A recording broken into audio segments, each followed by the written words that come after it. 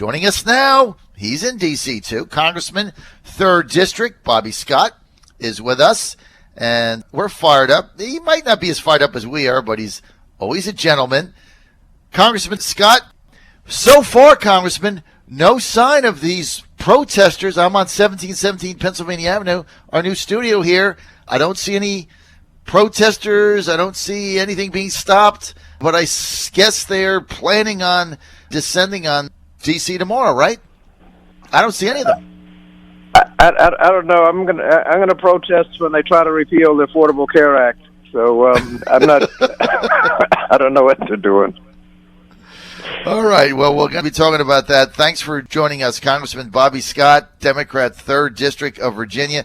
Let me start out, Congressman, by thanking you personally and your staff, David Daly and everybody else, for giving me the unique honor of being Congressman Bobby Scott's, your special guest of honor at the inauguration festivities, all the trappings that come with it.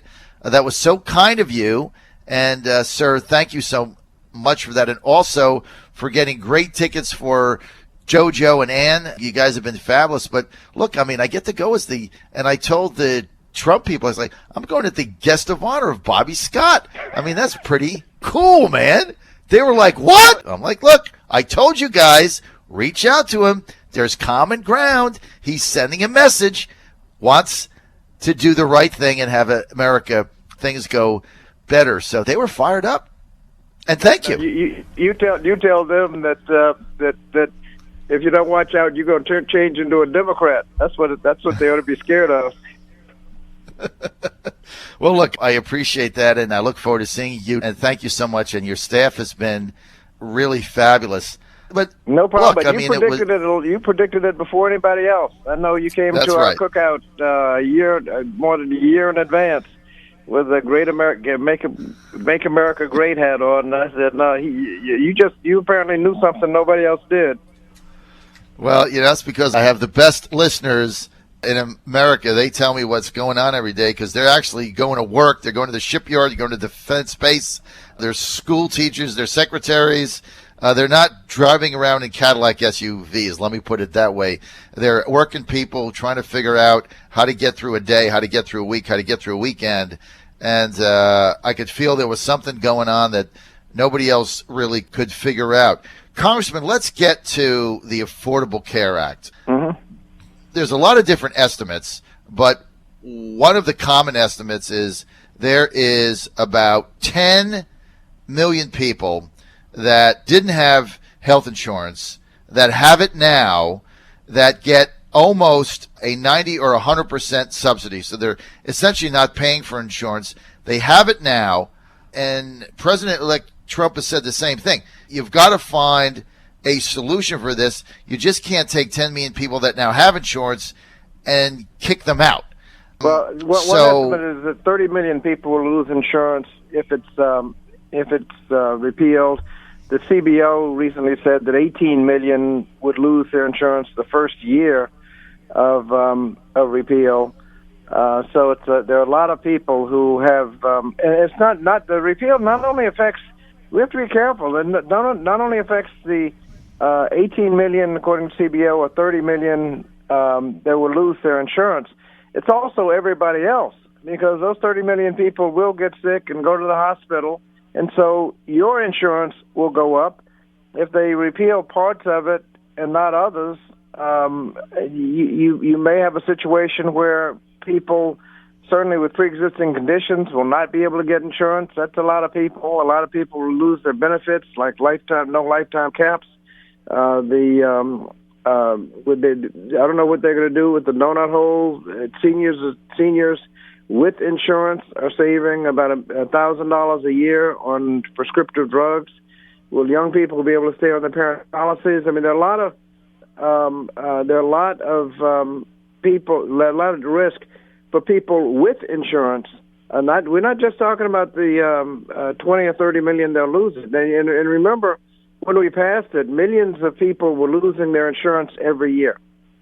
And we turned that around to 20 million more people have insurance that didn't have insurance. And so the Urban Institute, I think, estimated that not only will the 20 million new people lose their insurance, but you'll resume the downward trend where millions of people every year will lose insurance. And there are a lot of questions like, will employers be required to provide insurance for their employees? If not, a lot of people with insurance will find their coverage dropped.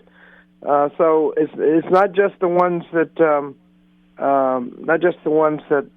will lose their insurance outright. A lot of other people will have problems. Okay, and look, even President-elect Trump has said that. He says we can't just kick people out of the system. We have to find a way to be sure that everyone is covered. And so while many of us are sympathetic to what you're saying, there's also the other side of Obamacare, which is that average middle-class people that don't have access to government health insurance, like yourself and the federal workers and state workers or big companies. My insurance, I get members of Congress get their insurance through the Obamacare marketplace. Okay, but there's a lot of people that are outside of the so-called Cadillac system where their employer or something is paying a percentage of it, and they've seen their premiums, Congressman Scott, go up thousands and thousands of dollars. I mean, I'm a perfect example of it. I told you this story before. My premium was $500, went up to $1,000. I couldn't pay $1,000, and if I don't pay it, I get a fine. And then my deductible, which was $500 a person, went up to $9,000. So basically, I was just paying Obama $1,000 for catastrophic insurance. I had to go to a different system through my Catholic church. So that's that's real. So that's the other side of it. People that aren't buying insurance because they can't pay for it. They've gone up at a rate 1/2 of what they've been going up before. People said the rates are going up and blaming it on the Affordable Care Act. The fact is that the rates were going up twice as high before the Affordable Care Act as they're going since the Affordable Care Act. They were going up at twice the rate. The rate has been cut in half. And so if you're complaining about what happened under the Affordable Care Act, just imagine you would have gone up twice as fast if we hadn't had the Affordable Care Act. Furthermore, families under $100,000 are protected from those increases because they are getting tax credits to offset the increases. So 90% of the public. That's just that. Congressman, 90% of the public doesn't see that. That's not true. Doesn't see that increase. That's not true. There's not a single person in my world network that I've talked to making $80,000 or $90,000 that got any subsidy for anything. So I mean, it's all the middle under about $90,000. You are limited to a percentage of your income. Well, look, that might be, but I'm telling you, one of the reasons why Trump won this election is because working people in your blue wall states were getting screwed with jobs, trade, and Obamacare being one of them. But why don't we get to the replacement? Well, let's and what is the alternative? One thing with all these complaints about health care, when rates were going through the roof, people couldn't get insurance. Women were paying more than men. I mean, millions of people losing their insurance every year. What is the alternative?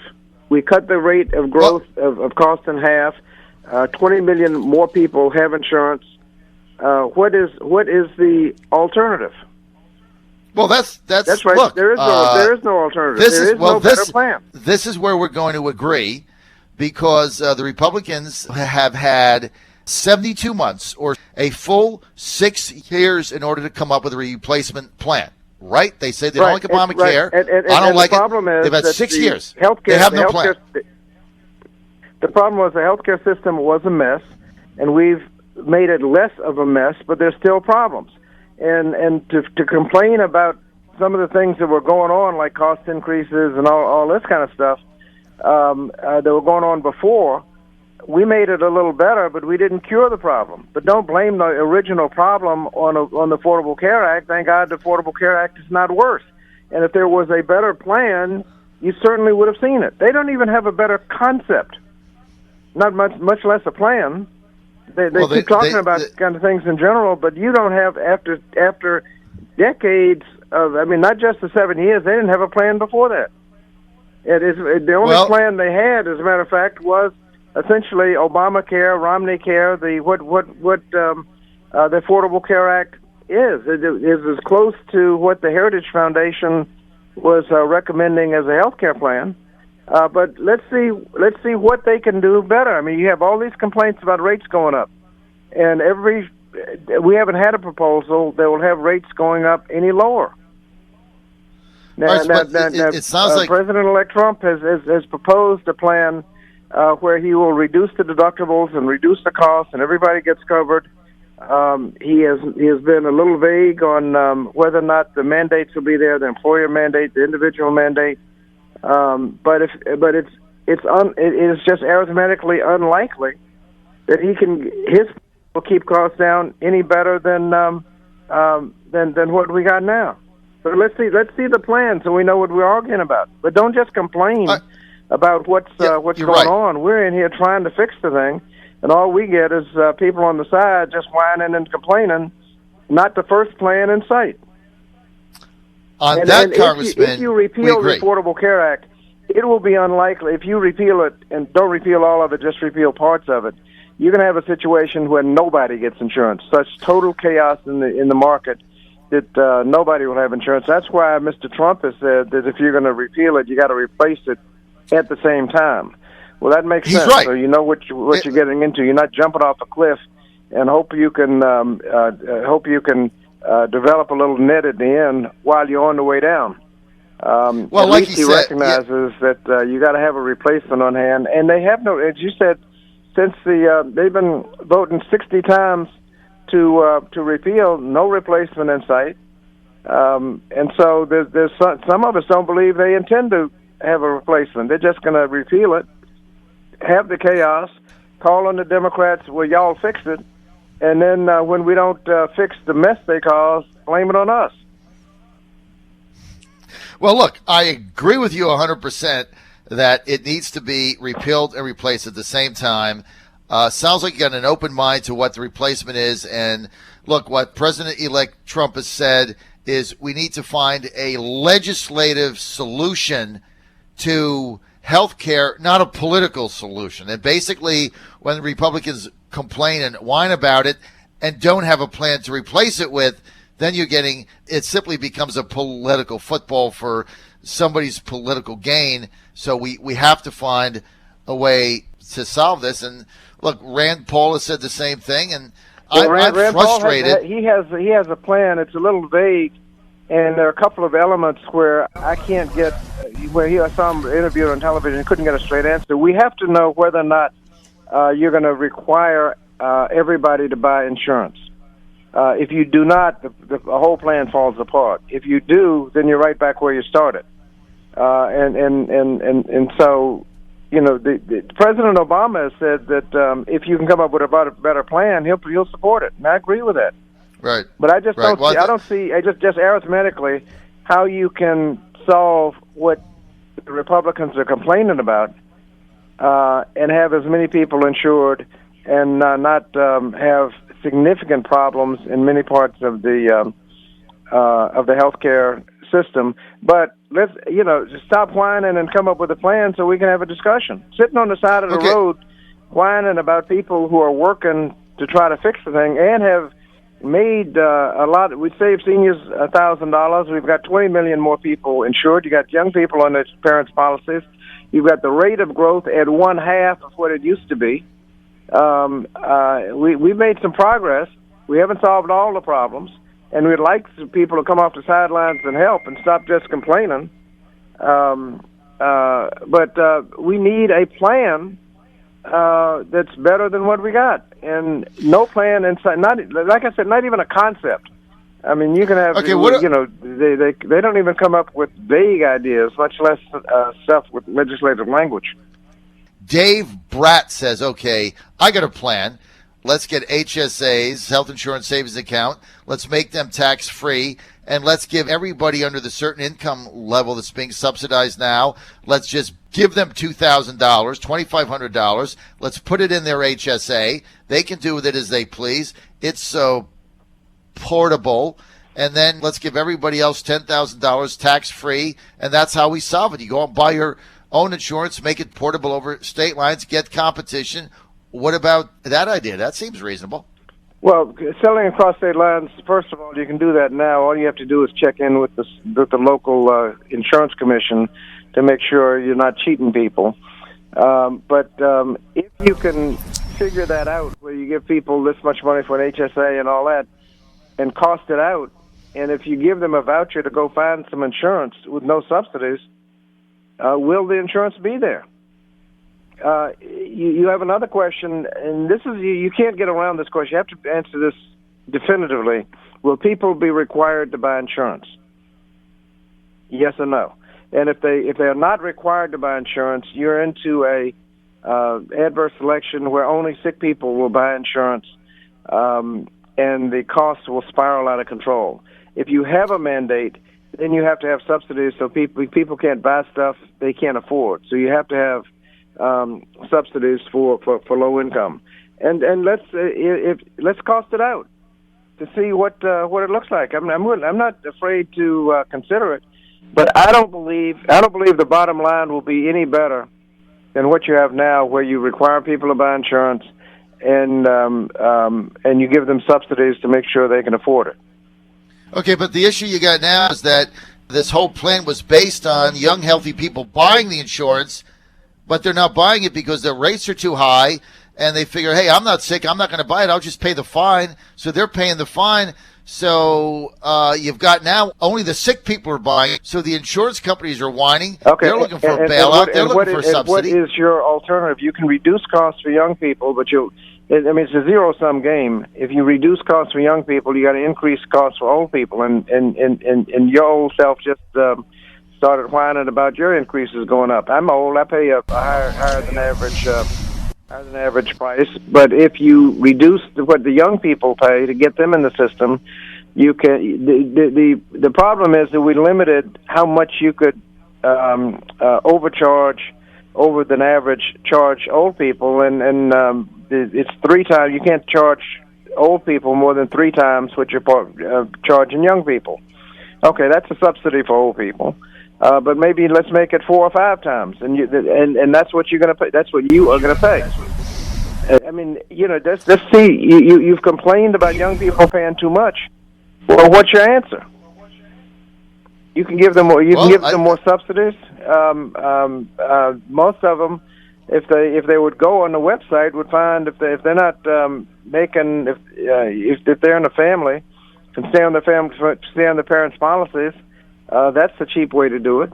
But you got to require them to get insurance, because allowing them to stay on their parents' policies and not making them buy insurance means the only people who will land on their parents' policies are the sick ones, and that will spiral out of control.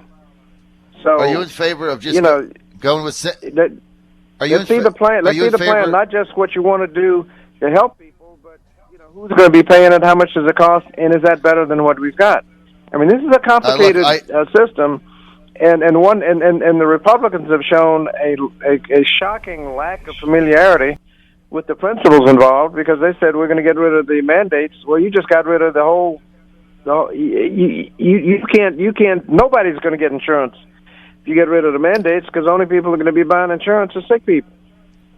Well, look, unless you allow insurance companies to screen for pre-existing conditions. That's the only way you can get rid of the mandate. Then you're back to where you were. If you have a pre-existing condition, you can't get insurance. Congressman Scott, here's what we 100% agree on. You can't repealing it without replacing it at the same time. And if we stop right there, then let's wait for the debate and see what we're talking about. Right. Let's just stop there, because we're in total agreement with that, and so is President-elect Trump. You got to replace it. He's frustrated that nobody has a plan after all this time. Like you said, they've all been whining. We have no plan. I've only got another minute, but I got to get you to weigh in. You've been, you've been on the forefront of reforming the criminal justice system as it relates to the criminal justice system. You've been on the cudging end of that. We agree on almost everything there, lock, stop. So does President-elect Trump, by the way. But just weigh in on this Bradley Chelsea Manning Obama commutation. What was the thinking there? Do you have any idea? I think he compared her sentence to others similarly situated and concluded that she had been given a lot more time than everyone else. She had served a significant amount of time, more than apparently just about everybody similarly situated. The crime was probably a little worse than average, but the calculation was that she had already served. And I think there's some things going on in prison that put her at higher risk than others. So there's a little humanitarian touch to it. But I think it's clear that she has served as long or longer than just about everybody similarly situated. All right. That's the best answer I've heard so far. Thank you. Final question I've got. Your colleague, my former Congressman Tom Price, at the hearings yesterday, I know these are Senate hearings, but you serve in the chamber with him. We got $300,000 worth of stock trades on a company that he's writing legislation for. I mean, some people are saying it's not legal. It is legal, but it's not ethical. And, I mean, isn't this kind of behavior the thing that really average people are sick and tired, where we send people up there, they're making $180,000, and then they're involved in making money on the side by trading shares of stock and legislation that they're writing reforms for? I mean, isn't that part of why people are writing upset? legislation and information you gain as a result of your service? I mean, I've always thought that Newport News Shipyard was a good stock to buy, but I know that I've got inside information. I know when aircraft carriers are going to get funded. The public doesn't, so I haven't been able to take advantage of that very profitable corporation. I think if you've got any kind of advantage by virtue of your office, you ought to stay away. And I think the Stock Act it prohibits the kind of transactions where you know something by virtue of your office and take advantage of it. Not only that, apparently he was introducing legislation to help the stock he just purchased. I'm not familiar with all of the details, but it just sounds problematic, and it doesn't sound what the kind of general discussion is. It doesn't sound like it complies with the Stock Act. Certainly, buying stock based on information you have as a legislator ought to get you in trouble with the ethics committee, if not the U.S. attorney in prosecution. Congressman, thanks for being with us. My family is John, very excited about being in your office tomorrow. Thank you.